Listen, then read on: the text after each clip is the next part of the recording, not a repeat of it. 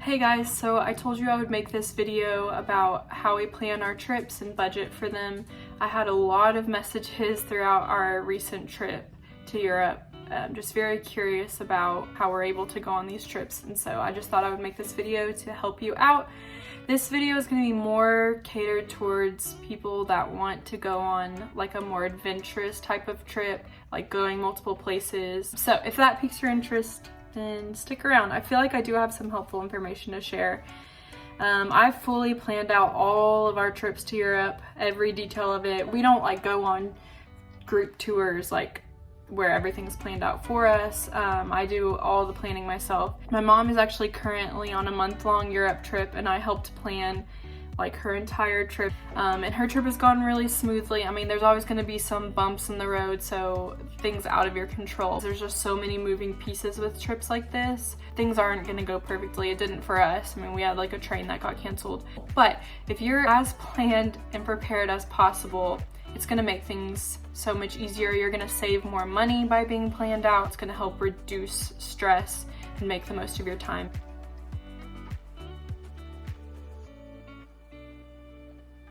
So probably about 90% of the questions that I got were about budgeting or prices. I had a lot of teacher friends respond and be like, how do you afford this as a teacher? Which is totally a valid question. I wanted to go to Europe like my whole life, and I didn't go until 2019. That was my first time, and it was because I always thought, I can't afford that, there's no way. That's cost like thousands and thousands of dollars. If you are planned out and you're smart with your money, you can go for a reasonable price. I had a lot of people straight up asking me, how much did this cost you? How much did this trip cost you? So we've been to Europe 3 times, and all were like very adventurous trips. It was between $4,000 and $5,000 total, so $2,000 to $2,500 a piece. So I don't know if that sounds like a lot to you. Some of you might be like, oh, that's not as bad as I thought, and some of you might be like, yeah, I definitely can't afford that, which is understandable. I mean, Cody and I are savers. We save our money so we can travel. Like, that's what we really want to do. So we save our money. We are not big spenders. So a lot of people asking me, how do you budget for this trip?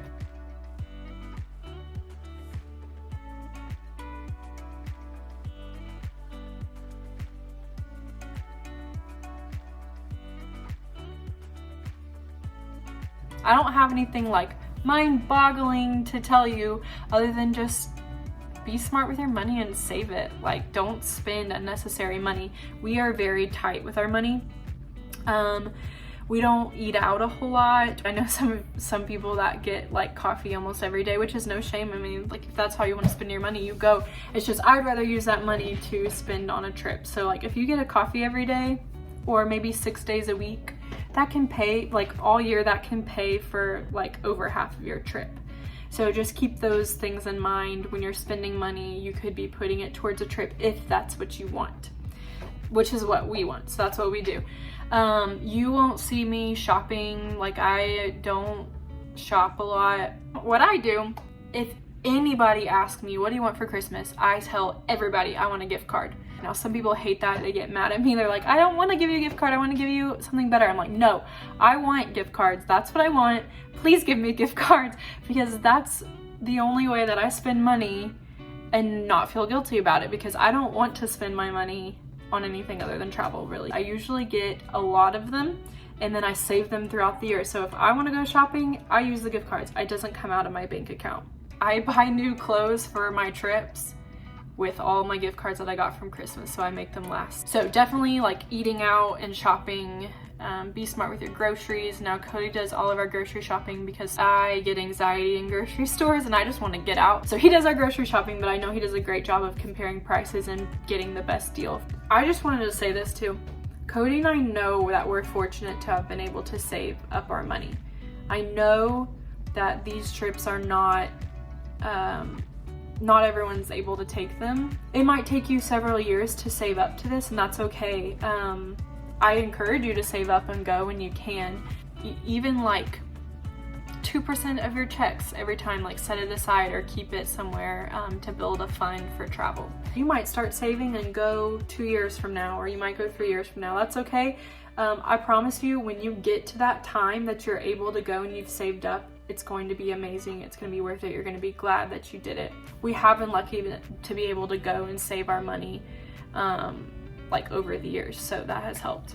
If you are worried about price, you can do research and find some very cheap places to stay.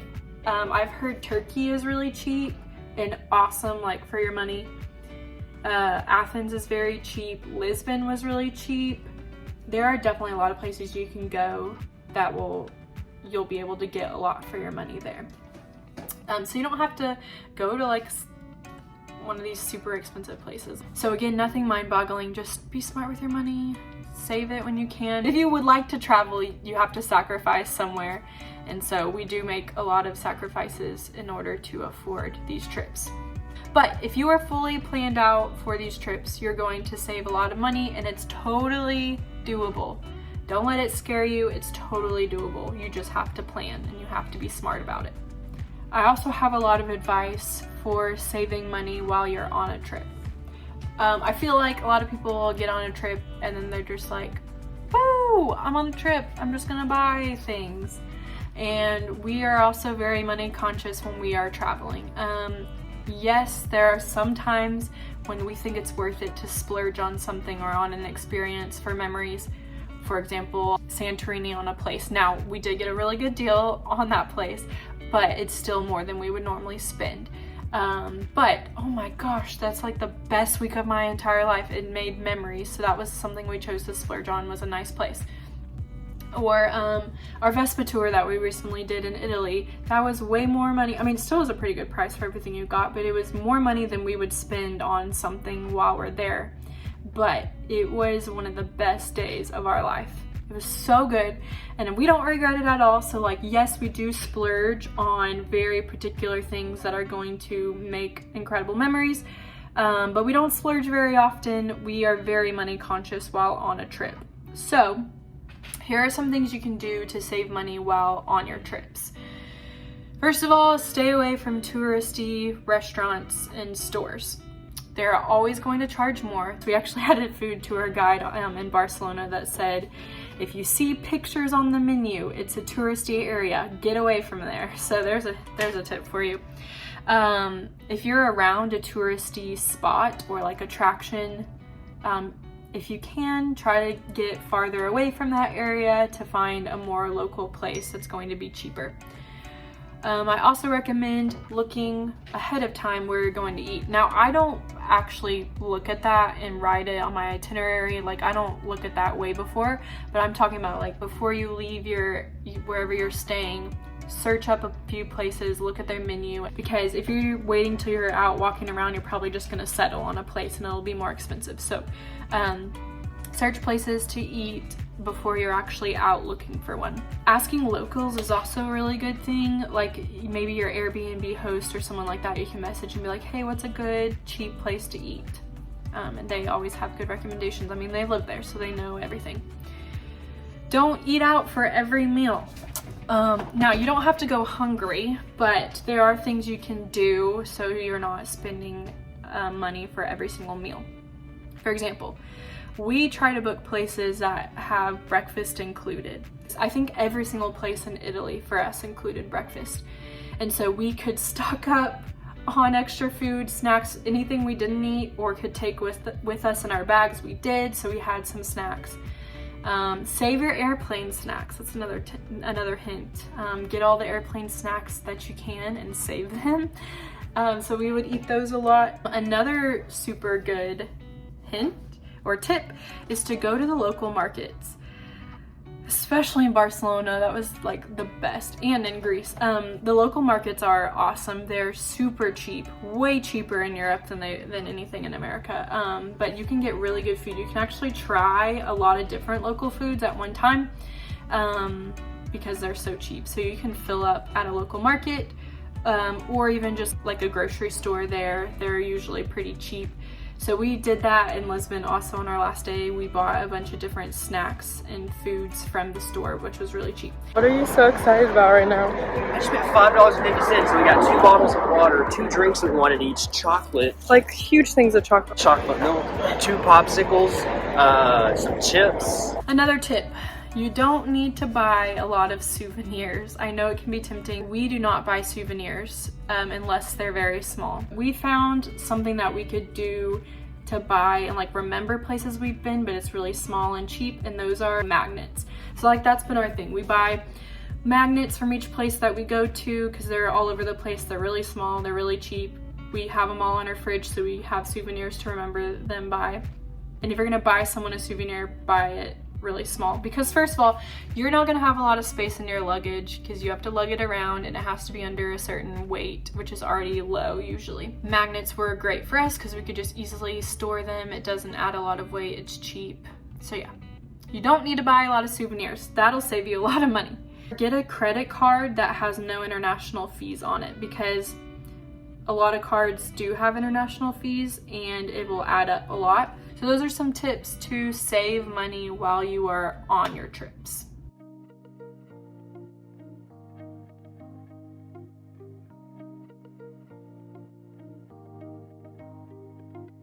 Okay, so you want to travel to Europe. Where do you start? I had a lot of people very curious. Where do you even start with a trip like this? And my answer is with booking the flights over to Europe. That's gonna be the most expensive thing. That's gonna be the thing you're gonna look for the most and keep an eye out for good prices. And that flight getting you to Europe is going to be the start of, here are my options of where I can go and where can I go from there that's cheap nearby. So we always try to find the cheapest flight over to Europe and a place that piques our interest. So like we had no intentions of going to Portugal this summer. Like it was never on my list, which it is like highly underrated. You should definitely go to Portugal sometime. It's really cool. But I was looking at flights and realized that that was the cheapest flight into Europe for the summer. And so I looked at Portugal and I started researching it, and I was like, this is actually a pretty cool place. And then I started looking at, well, what's nearby that I can get to for cheap? Because once you have your flight over to Europe, everything like travel within Europe is really cheap. Getting over there is the biggest thing. I use Google Flights just to find the cheapest flight into Europe near somewhere that I want to be, or in somewhere that I want to be. The prices do go up. I mean, you do want to book those flights as early as possible, as early as you can plan. Cody and I booked ours, I think, in like February, and we went in June, the end of June and early July. So if we had even looked before then, it would have been cheaper. You have to snatch them up because they will go up really fast. So like Cody and I found a deal into Lisbon. It was like $600 to fly there. So again, that's gonna be the most expensive thing. And then I was trying to tell him about it, trying to convince him, and I was like, we have to get them before the flights go up. And he was like, well, we'll think about it. We'll get maybe in a couple of days. I looked at noon that day, the next day. The prices were still the same. And by the time I had gotten home from work, so like 4 hours later, they had already gone up $200 each. So when you see that good deal, you want to snatch them up. Tuesday and Wednesdays are the cheapest days to fly out somewhere, but also Tuesday is the cheapest day that flights are listed. So if you want to book a flight, look on a Tuesday. They're probably gonna be the cheapest because they do fluctuate throughout the week. So there's actually like hubs in Europe that are a lot cheaper to fly into. So London is a hub, and it is way cheaper than a lot of other places to fly in usually. You really just want the cheapest way to get into Europe, and once you're there, you can make a great trip out of it because you can go from one place to another very easily. Pay attention to like where you're flying from. So for example, our closest airport is Little Rock Airport. However, it's usually pretty expensive to fly from the Little Rock Airport. If you are willing to drive somewhere that's cheaper and then fly from there, you can do that to save a lot of money, which might not actually work right now with gas prices, but you can calculate it and see if it would be worth it with the amount of money you're saving on the flight. Our first Europe trip, we actually did that. Like Chicago is really cheap to fly out of, so we actually drove to Chicago and then we flew from Chicago to London. You can play around with the flights like from airports around you. Like again, we live in Little Rock, so like the Memphis airport is usually cheaper than Little Rock Airport, at least sometimes. I always play around with the flights, like how much would it cost to fly from Memphis to wherever in Europe? Is it cheaper than flying from Little Rock to there? Is it worth the extra little drive to then fly from there and save, like, is it gonna end up saving me money if I have to drive there? Dallas is cheaper to fly out of. New York, maybe you can drive a little ways to a cheaper airport and save more money that way. You also can save more money if you're more flexible with your dates. I always play around with Google Flights, and anything green means you're getting a typically cheaper deal than normal. So I look for the green dates. So I click on the green date and then I try to land on a cheaper day as well coming back, and that'll save you money as well. Okay, so once you have your flights into Europe, then you want to look nearby and think, where do I want to go? Are there other cities in that country I want to visit? Are there other countries nearby that I want to visit? Basically, planning a trip like this with multiple destinations is kind of like a science or like a puzzle. What I do is I use a resource called Omio. It's OMIO, and that website will tell you all the ways you can travel to a certain place. It'll tell you trains, buses, planes, and you can see like what your options are of how to get there and how expensive they are and what the prices would be for that day. Now, the prices heavily fluctuate based off of the day. So here's an example. My mom wanted, on her trip that she's currently on, she wanted to go to Poland to see Auschwitz. So she was going from Venice to Poland, and the day that we booked it for, it was an $18 flight. Any other day was like way more expensive. So you just have to play around with the dates and figure out what dates work to make this puzzle fit together. So again, if you're researching like places nearby that you want to go, don't like just get shut off when you see an expensive flight. Maybe find one for each day of the week and see what the prices are and how they fluctuate and find the cheapest one. And again, it's a puzzle. You have to put the pieces together and figure out what makes the most sense with where I want to go and what's the cheapest way to travel on which days. Omio is a really good resource to use for figuring out what the cheapest option is and what your travel options are to begin with. Here's another tip for you. If you find something on Omio, always double check with the actual website of the airline or the train line that you're using. So for example, if I find on Omio that I can take a train and it's Trenitalia, instead of booking it straight through Omio, I'm gonna go to Trenitalia's website and I'm going to look and type in that exact date and see what the price is on their actual website, because most of the time, the actual website of the train line or the airline, it's going to be cheaper to book directly through them rather than through Omio. So really, I use Omio just to see what my options are, and then I will go to the actual airline or train line website or bus line website and book it because it's usually cheaper.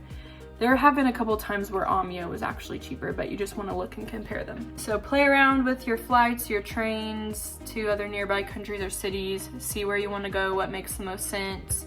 Again, check all the days of the week. You want to see what the cheapest one is. And then you can start booking your travel within. Here's a super, super important thing to pay attention to.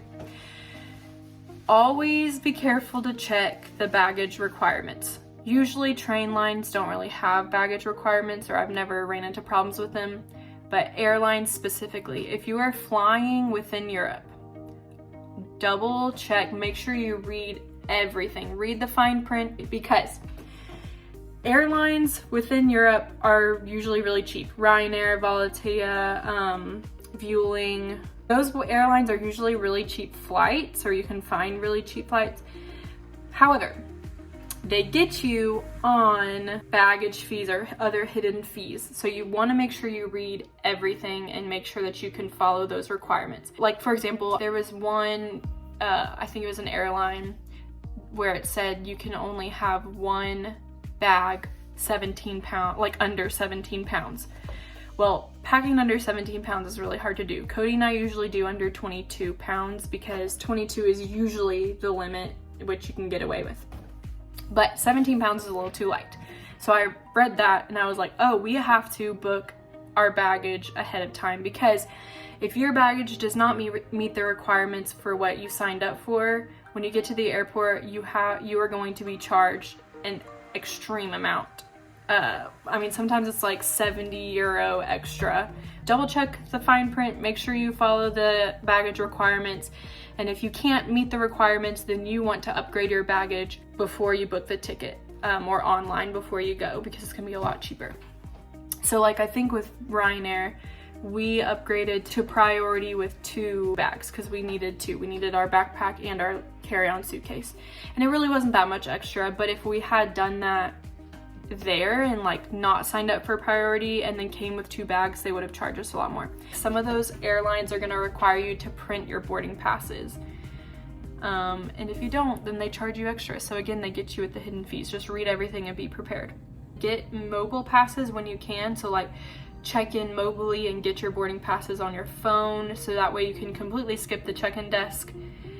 And you might be able to get away with £1 or £2 extra. Now that is a huge risk because you might be stopped and they might weigh your bag. We always try our best to meet the requirements, and we haven't really had a problem. So a lot of times they say they're super strict, but they're really not, as long as you're like close within the range. But again, that's a risk because it clearly says on their website, if you are over this, you will pay this amount. So just, I mean, you can risk it if you want to, but try your best to meet the requirements. We got away with our bags not even getting weighed this time because we always do check in mobily. We don't usually check our baggage through those smaller airlines. We just carry them on. So again, you want to pack light because it's just going to be a lot easier if you can take a carry-on. It's really doable. Like 22 pounds for 15 days is what we did. And that sounds like it would be impossible, but it's really not. I could fit a lot in my suitcase. I think I repeated outfits like 2 days maybe. I have always been an overpacker. I would take like half my closet usually. So if I can do it, you can do it. If you travel light, it's gonna save you a lot more money. And you're really gonna regret packing heavy suitcases because you have to lug those around with these types of trips. Another tip if you're on a budget for traveling is to book overnight trains. Or they even have like overnight ferries in some places. So if you're wanting to travel from city to city, you can actually look to see if there's overnight buses or overnight trains. And not only does that pay for your transportation, it's usually cheaper since it's overnight. So it's not only transporting you, but it's also giving you a night of an accommodation. Basically, it's not like a great accommodation to have, but it is like a night you don't have to pay for an Airbnb or a hotel.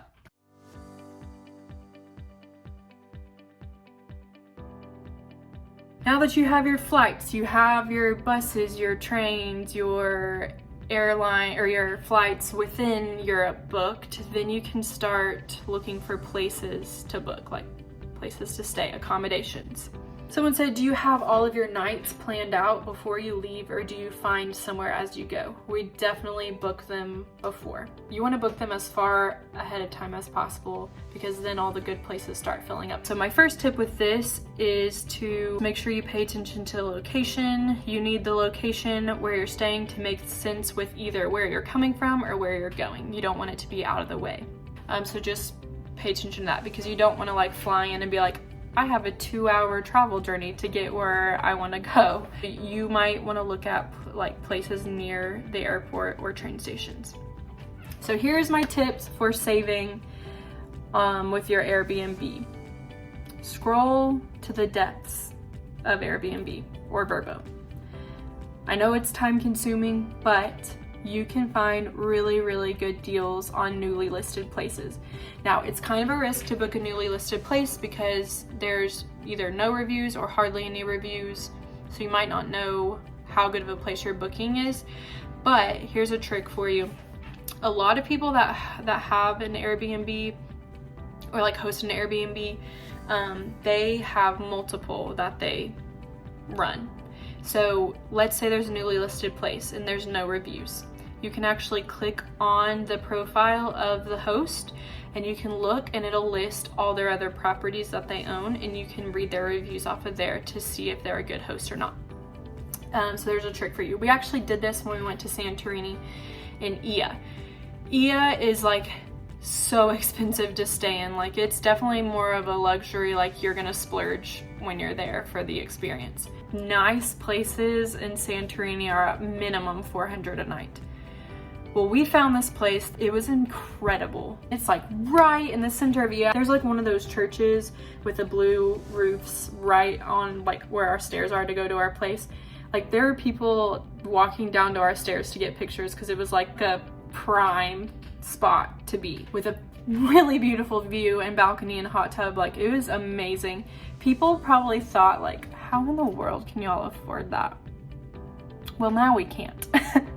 But then it was newly listed. I think there was either 0 or maybe like 1 review. So when they're newly listed, they make the price, like the starting price, really low, so that way they can get people to book it, and then they build up reviews, and then they jack the price. So that place we got for 200, I think it was like 200 something a night, which is usually more than we would spend anyway, but I mean, not in Santorini. It was amazing, especially for the price. Now that place in Ia is over $800 a night, because now he got reviews. But he was one where he owns a lot of the like other places, so I went to his profile and I like looked at all his other places and read that he was a 5-star host. So I was like, oh, we're good. And it was amazing. I wish we could stay there again, but we can't afford it now. Spend a lot of time reading the reviews. I already told you it takes a lot of time to plan. You want to spend time reading the reviews because you want to make sure you're staying in a good place. If you go with other people, it's gonna end up being cheaper for you. If you go with the more people, are you really doing that right now? Dude. Sorry. The more people that you go with, the more, like, the cheaper it's gonna be, because you're gonna be able to split the cost of your places and things like that. But you can totally book cheap accommodations. Athens in Greece was so cheap. We stayed at a place that was $60, it might have been even less, but I think it was like $60 a night. And it had perfect view of the Acropolis in Greece. Literally the mountain right on the other side of the balcony. Like, you can walk, it was a wraparound balcony. Freaking mountain right there. And that was a famous mountain that people would go to watch the sunset. I'm like, we don't have to go up there because I'm right here and I have the prime view of the sunset in the Acropolis. $60 a night. Greece, Athens in particular, not Santorini, was very cheap. So there are definitely places in Europe you can go to that are cheaper. This trip that we recently took, the one in Tuscany where we stayed in this sculptor's house, literally it was a gallery everywhere. It was a huge house, beautiful, ancient, had an 800-year-old watchtower that you could go up.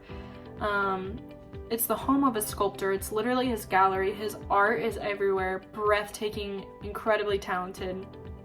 5-star service. You had a pool, beautiful view of the vineyards, all of that. It was less than $100 a night.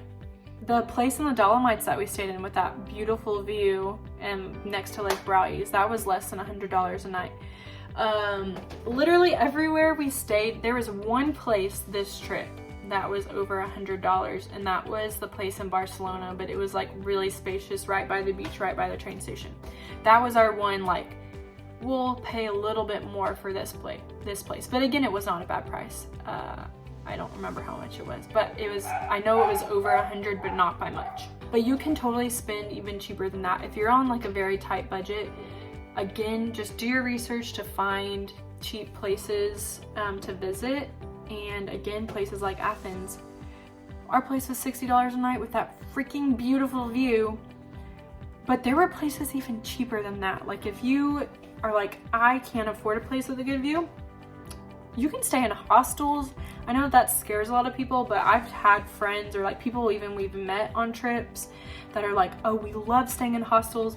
We've never felt unsafe. We always read the reviews. They're very cheap and you meet a lot of people. So like, if you're one that wants to do that and save a lot of money, you can do that.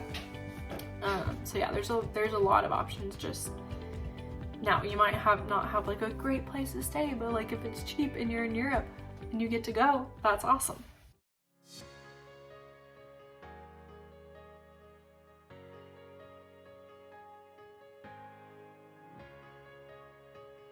You booked your travel, all your travel within You've found your places to stay. Then I would plan the activities. What do you want to do while you're there? This requires a lot of research. You want to make the most of your trip. You don't want to miss something major that you wish you would have seen. So definitely do a lot of research. For example, Lisbon. I looked up Lisbon, things to do in Lisbon, or top things to do in Lisbon. I usually look up itineraries. How many days am I there? And I'll look up like 2-day itinerary in Lisbon, and then there will be people that have created 2-day itineraries and what to see and what order to do everything in. So those are really helpful. So I research itineraries. I read through several of them, and what I usually do is sometimes there are things on the itinerary I don't really care about. So what I usually do is I make a separate doc and I paste the itineraries that people have made, and I delete the ones I don't care, and I kind of just put them all together with the ones I want to see. You're not going to want to walk like an hour this way and then walk all the way back this way for a site. So you're going to want to do them in order, right? In order that makes sense. So again, most of the itineraries are already going to be in the perfect order with what's closest. But if you're combining multiple itineraries like I do sometimes, you might want to do some research. So what I'll usually do is I'll pull up my maps on my phone and I'll type in the sites. So you just have to look at your map, see what order makes the most sense, and put them in order on your itinerary. A lot of places even have travel cards where you can book ahead of time, and it'll you pay a fee, and it includes unlimited travel on their local transportation. So for example, Lisbon, there's a Lisbon card that we found, and we were able to travel as much as we wanted. We could do buses, trains, trams, all unlimited for that day. The Lisbon card actually also included a lot of tourist attractions that we wanted to see as well. It was definitely worth the price. Then you don't have to worry about your travel or paying every time. Cinque Terre, I had a Cinque Terre card, which allowed us to use the trains unlimited for that day as well. And New York City Pass lets you into a lot of attractions, and I can't remember if it includes transportation, but you want to look up things like that so you can save money as well. And a lot of times the itineraries you research will tell you about those. So I learned about the Lisbon card and the Cinque Terre card from reading itineraries, but you do want to look into that and see if it's going to be worth your money. Something I also recommend is finding experiences that you want to do. You can research them. So for example, when we were in Tuscany, I was like, I want to do a Vespa tour. So we researched Vespa tours. Get Your Guide has a lot of good things. Airbnb experiences. So I don't know if everyone knows this, but not only can you book accommodations on Airbnb, but you can also book experiences. We highly recommend food tours. Airbnb experiences usually has them for pretty cheap. I recommend booking them your first day when you're in a city, because it's going to help you figure out what types of food to order. You know what food you like, what food you don't, so you're not wasting more money. It's a great way to get to know people and the culture of the place and the history of the place you are. They're really awesome. I think it was $50 for a 4-hour food tour, all your food included. 4 hours of entertainment and great food, and being able to see the city. It was like getting a tour. It was amazing, and we were so full. It was so great. So you can find really cheap prices. We did a photo shoot experience for $70. We got over 100 photos to use. It was awesome. So Airbnb experiences is a good thing. Get Your Guide, you can find a lot of good stuff. TripAdvisor. If I were to suggest splurging anywhere on a trip, it would be with an experience. So our Vespa tour, so glad we did that. It was more money than we would typically spend on an experience, but it was worth every bit of it. It was the best day. Catamaran cruise in Santorini. We sailed for 5 hours.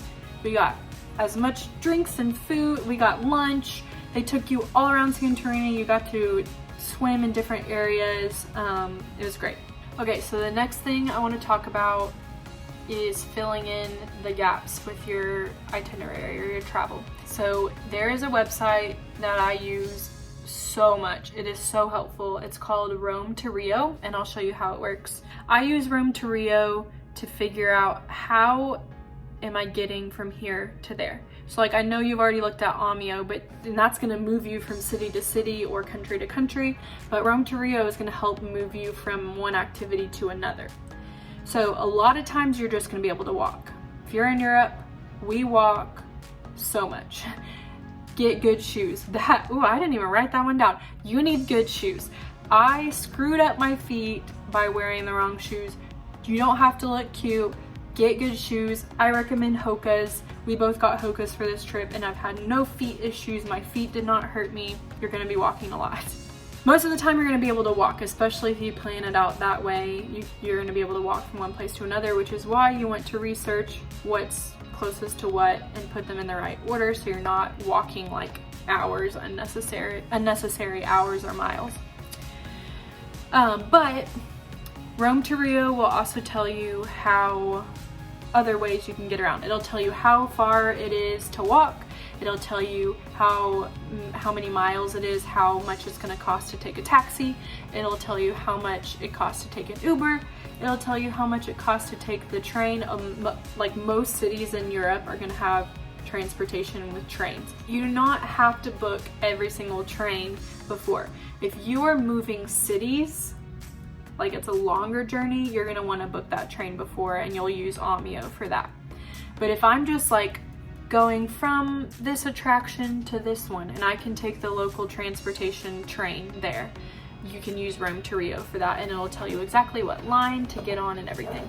Once you have your itinerary and your activities in order of what makes sense, you want to figure out how you're getting from one place to another. Are you going to walk? Are you going to take the train? If so, which line are you going to get on the train? Are you going to take a bus? If so, what stop do you need to go to? How far of a walk is that from there? Rome to Rio will tell all of that for you. Now, this is the most time-consuming part in my opinion. I guess it's not really. It's the most unfun part, so it seems like it takes the longest, but this is something super necessary to make your trip go smoothly. You want to plan every step out. Now, I'm not usually a type A planner. It sounds like I'm like this crazy, like annoying person. You have to stick to the schedule. That's not it at all. We change our itinerary all the time when we're there and we're like, I don't really feel like doing this. Let's skip this. We adjust all the time. It doesn't bother me. But it is nice to be able to follow the plan if that's what you want to do. And you're looking at it and you're like, oh, okay, we just need to get on this train, let's go. It's just way easier and faster and you're gonna enjoy your time if you're not having to stop and always figure out how you're getting from one place to another. My mom, on this trip that she's on at the beginning of her trip, she decided she was just gonna get a SIM card. When she got over there, which I'll talk about our phones and how that works in just a little bit. I had someone ask about that. Well, she didn't know that she had to get her phone unlocked before. She didn't know her phone was locked. So apparently like AT&T sometimes locks SIM cards, so when you get to a new country you can't use a SIM card over there. So it said it could take like several days before they could unlock her phone. So I was like freaking out because I had no way to contact my mom. It was our first time in Europe. I was like, does she know what she's doing over there? Like, she's never even been out of the country. But she said she printed her itinerary that I made her, and she was able to follow all of the things I looked up on Rome to Rio and she was still able to complete everything on her itinerary for those days. This was her first day itinerary. So she lands in London. And this was something I looked up on Rome to Rio. So I was thinking, okay, how is my mom gonna get from the airport in London to, she wanted to go to the British Museum. So here's the thing. She needed to store her luggage because check-in was not until later. So I looked up the closest luggage storage space to the British Museum. This is something I looked up on Rome to Rio. How is my mom gonna get from the airport to that luggage place? And Rome to Rio said that she could take a train. That was one of the options. So I wrote everything that she needed to know about the trains in her itinerary. It says, from the airport, take the Elizabeth line, which is the purple line, to London Paddington Station. Transfer at the Paddington Station to Tottenham Court Road Station. So I wrote that in there. She didn't have her phone or her maps to tell her that, but she said, I read that on the itinerary you made me, and I was able to follow it, and I stored my luggage just like I was supposed to. She was even able to find the street names because I put the address of the luggage storage. So basically, I had instructions like this. How was my mom getting from one place to another for every single thing she did? And she didn't even have her phone or her maps or anything. And she was able to survive for literally a week without her phone or maps, and was able to hit everything on her itinerary. So this is super important. It's just gonna make things go smoothly. It's gonna be a lot easier when you're there. You can just look at it and go. You can also use Rome to Rio while on your trip. So if you're ever like, let's say you're somewhere and you didn't plan out how to get from one place to another, just use Rome to Rio. It's a great resource. They have ferries, trains, buses, and again, this is gonna be more like local transportation, not going long distances. If you're gonna go a long distance from city to city, you're gonna wanna book that ahead of time, probably using Omio. But Rome to Rio will actually let you book stuff through them for long distances as well. So you could actually use Omio or Rome to Rio for long distances. Okay, now I wanna talk to you about how I actually make my itinerary. How do I set it up? What does it look like? What types of things do I put on it? So I'll show you several examples. First thing I start with are the dates. So I'll put like a bullet point and I'll put the date, and then I will list everything in order of what I'm doing, all the activities in order. Okay, so once you have the activities in order, I add the times next to it. You can put estimated times, but a lot of the tourist attractions, if you book a ticket, it's going to be an exact time, like this is the time you booked it for. So I've always put the times in there, or estimated times. I might even put like an estimated how long it takes to see that site. So let's say that you wanted to go somewhere, but it doesn't have like a timed ticket, or you're not really on a strict schedule. What I typically do is research, like Google it. When I was planning Barcelona, I wanted to know how long does it take to see the La Sagrada Familia? How much time do I need to set aside for this activity? So I just research. It says about 2 hours. So I know, okay, I need to set aside 2 hours to see that. So you can either put the estimated time you're gonna be there or how long it's going to take you, but I will always put that next to things on the activities on my itinerary. Okay, so you have the dates, you have the activities in order, and the times you plan on being there, or how long you plan on being there. Then this is where you're gonna use Rome to Rio to fill in those gaps. How am I getting from this place to this place? How am I getting from this activity to this activity? If it says bus, train, walk, you can pick which one you wanna do, put that in your itinerary. Which train do I get on? Which bus do I get on? Am I having to transfer a train? I add all that information in there. Then I always type out any addresses that I can. So for example, Airbnb addresses, let's say that we booked an experience and it's a food tour, and I will put in the address of the meeting place. So I can look at that itinerary, copy and paste it in the maps, and I'm ready to go. So I type out all the addresses. I don't put addresses for every activity. For example, tourist attractions, you're gonna be able to type those directly into your maps on your phone and it's gonna take you there. But if it's like my Airbnb, well, I don't know what to type in on my maps. I need the address, so I'll put the addresses I need there. I don't know what the meeting point, what place the meeting point is. I need the address there. Here is something that is super helpful that I started doing. I started hyperlinking confirmation emails and tickets. So I did this for my mom all throughout her itinerary. I will show you.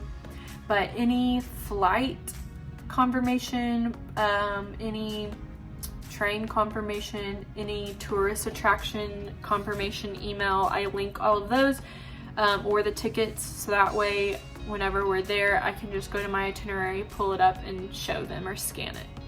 Once you have all that, you can just add any extra helpful information for you. For example, on my mom's itinerary, she was having a hard time keeping up with, am I supposed to check my bag or do I carry on my bag? Because sometimes she was supposed to check it, sometimes she was supposed to carry it on, and so I would just make the note, check your bag, carry your bag on. Sometimes you don't have to book all of your transportation ahead of time. Again, the big ones, like one city to another, you're gonna wanna book that. But if it's like you're just getting from one attraction to another, taking the local transportation, you're probably not gonna need to buy that ticket ahead of time. So sometimes I would make the note like buy ticket on bus. And then typically when I'm making my itinerary, I will highlight anything that's unfinished, because sometimes you don't realize you're not done working on one part of your itinerary. Anything that you haven't fully figured out yet or you needed to still work on, I would just highlight it so you don't lose track of that. So that way I knew like, hey, you still need to book this. Some other notes I made on itineraries. Europe has a lot of beautiful cathedrals and churches. Sometimes there's a dress code. I might make that note on there, dress code. We love to use audio guides anytime we can instead of hiring like actual tour guides, because that's gonna be a lot more expensive. So Rick Steves, you might have heard of him before, is our favorite. He has a bunch of audio guides in different touristy places around the world. I would make that note in my itinerary to remind us, hey, there's an audio guide for this. So those are some of the things you might make notes about.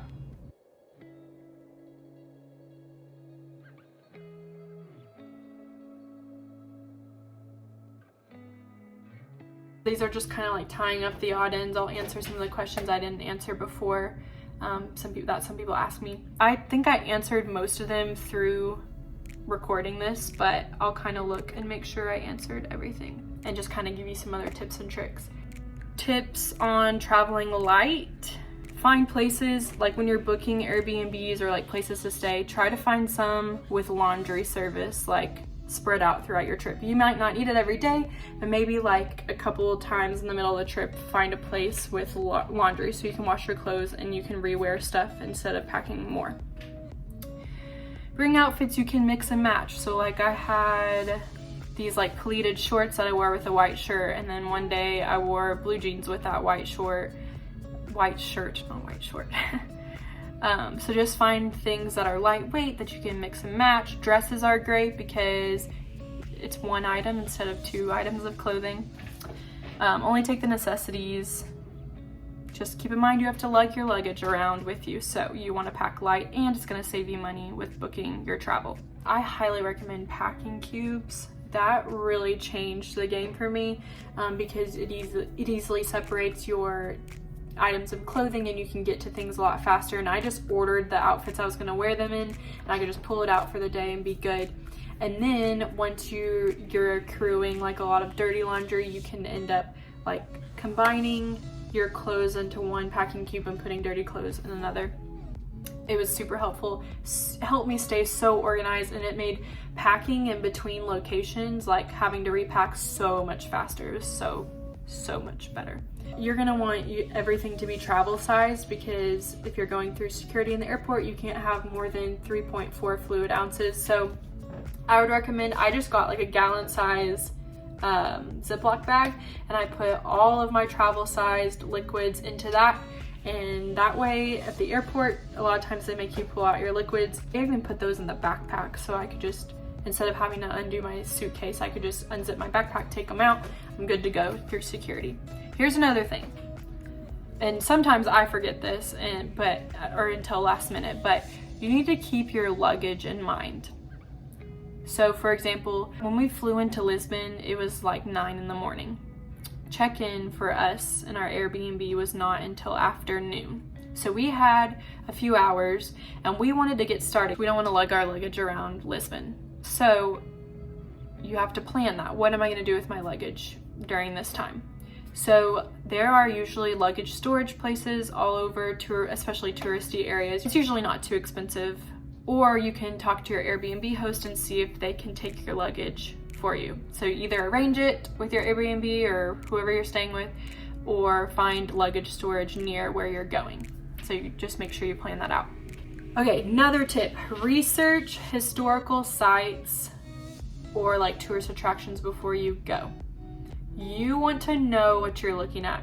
You don't want to get there and be like, what's the significance of this place? You want to know the history of what you're looking at. You want to know why that place is important. You want to take it all in while you're there. You don't want to figure it out later and not have appreciated it while you were there.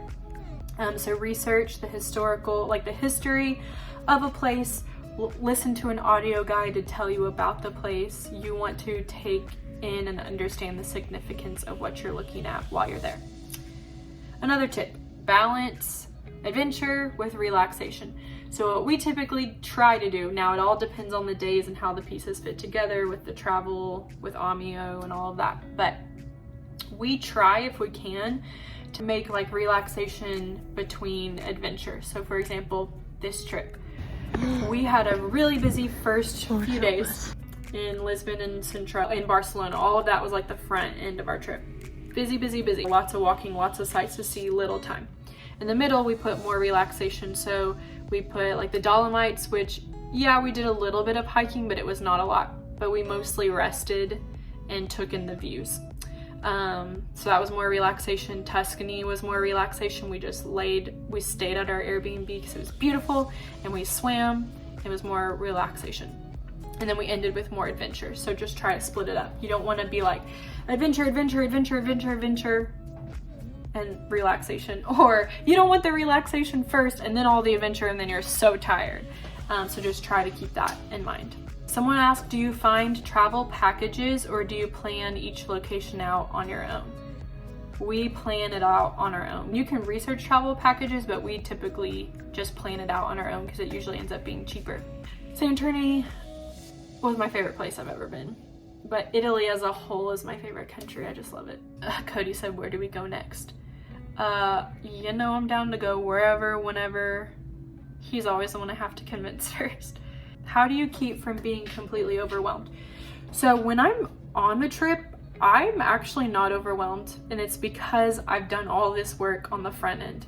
Now, I do get overwhelmed doing all this work on the front end, but my tip for that is take it either one location at a time or one day at a time or one thing at a time. So for example, first day I might focus on just booking our flights. Second day I might focus on all my travel from this place to this place. That's all I'm gonna do for that day.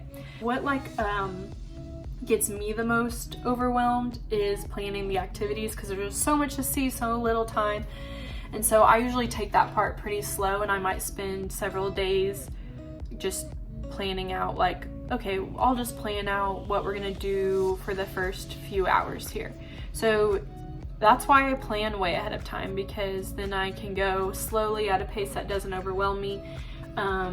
Just take it one thing at a time. I will say, once I'm on the trip, I do not feel overwhelmed because I've done all this work, and I'm just like, woo, I'm here. And actually planning gets me really excited. So, but yeah, once I'm there, I'm like, woohoo, everything's planned. We know what we're doing. I'm not stressed. And if things don't go as planned, that's okay, because I mean, it's easier to like get on track once you already have a plan. We have so many questions, we don't know where to start. Hopefully I've answered a lot of them. This is gonna be a long video. Oh, someone asked, do you use any translation apps or learn basic phrases? I will say Cody is better at learning languages than I am, but he does typically learn basic phrases before we go. But I do use translation app. I use just Google Translate. Greek is really hard to understand. When you look at Greek, it is like so crazy to me that people can understand it. But like in Greece a lot, we used the camera feature on Google Translate to like translate menus and signs and things like that. So what you do is you just take your camera, you take a picture of it, and it'll actually look at the words and translate it into English and write the English words over it. So it was super helpful. So we did that. I specifically remember when we were trying to figure out what a menu said and what was in that food. I also just recently did this with my mom on her trip. One of her train tickets that she booked was completely in German, which German's another language. I'm like, what? How do people understand this? But the entire train ticket was in German, and she was like, I don't know what any of this says. And so I showed her the camera feature, took a picture of it, and it translated it into English for her. So we definitely use that.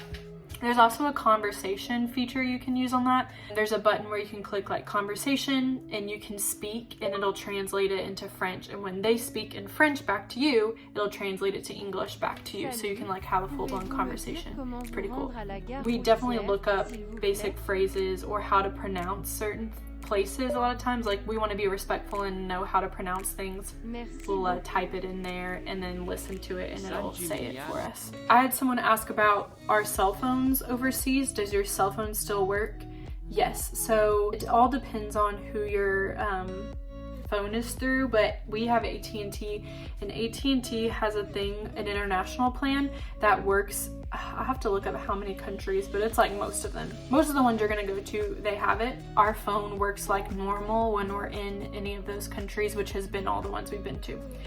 So like everything that we can normally do on our phone, we can do over there. It just charges us $15 a day, which is not bad, but there are cheaper options. But we just like that we don't have to buy a SIM card because a lot of times when we go to Europe, we're going to multiple places, multiple countries. We don't want to have to buy a SIM card and go through all that trouble when we get to the airport. So for us, it's just very convenient to get there. Our phone alerts us, hey, you have this international plan, your phone is good to go. We can use it just like normal. We have our data, and all of that is still the same, our data allowance and all of that. It is slightly slower over there, and it drains your battery just a little bit more, but we do have battery packs that we take. That's another tip. You want battery packs and charge them every night. We use those so much. If I didn't have my battery pack, my phone would have died every day we were there. You can, just like my mom did, which we hadn't done it before, which is why I didn't tell her she needed to unlock her phone. I didn't know that. But if you're gonna get a SIM card, that is the cheaper option, I believe. But like in Europe, they have Europe SIM cards. A lot of times they work all through Europe, or you can get one specific to the place you're staying in. You can get it through the airport, or they even have vending machines in airports apparently where you can buy the SIM card, put it in, and then you should be good to go. It'll tell you how much like data you're allowed to use, or phone stores over there can help you with that. But tip that I know now is you want to make sure that you call your provider to tell them, hey, I need my phone unlocked, or you need to check to see if it's unlocked. And if it's not, you need to get it unlocked, or else you're going to be without a phone for a few days like my mom was. Someone said, how do you know which countries are safe to go to? We have not been to a country where we felt unsafe. I watch a lot of travel vloggers and like travel reels and stuff. Like I just really love watching travel videos. So that kind of helps me know like, oh, this seems like a really safe place or cool place. You can research it though. And even like the United States Embassy will tell you like if it's a level 1 safe to travel, or a level 4 do not travel, or a like moderate risk, it'll tell you all of that. So yeah guys, I hope that this helps a lot. I know this is going to be like a really long video, but if you have any questions at all, please don't hesitate to reach out. I would love to help you. I love to share my itineraries if anybody wants those. But again, yes, this takes a lot of work to do on the front end, but it is so worth it to get on your trip and literally be stress-free and like just excited and not worried about anything. Again, not everything's gonna go perfectly to plan, but if you're as planned out as possible, you're gonna be able to make the most of everything. And even if something is throws your plans off a little bit, it's okay, because it's easy to get right back on track with what you've planned out.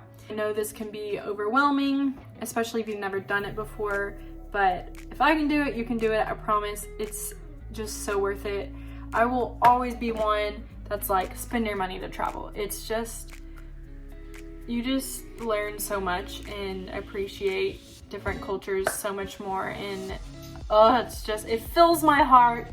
It makes me happy, even though it makes my dog sad when I leave them, right, baby? But yeah, if you need anything or have any questions or anything I missed or forgot that would be helpful, just let me know. Bye.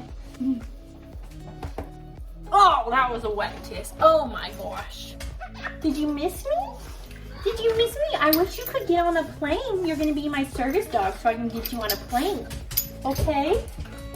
Bubba, you would hate it. I'm gonna take you on a plane. What y'all think about that? She's very excited about it, obviously. Anna! Finley, are you excited about that? Y'all can't even ride in the car without shaking. Oh, these are my babies. You're literally the only reason why I don't live in Europe. Right? Because you can't get on a plane. You would die from anxiety, right? I would never do that to my baby. Yeah, I would never.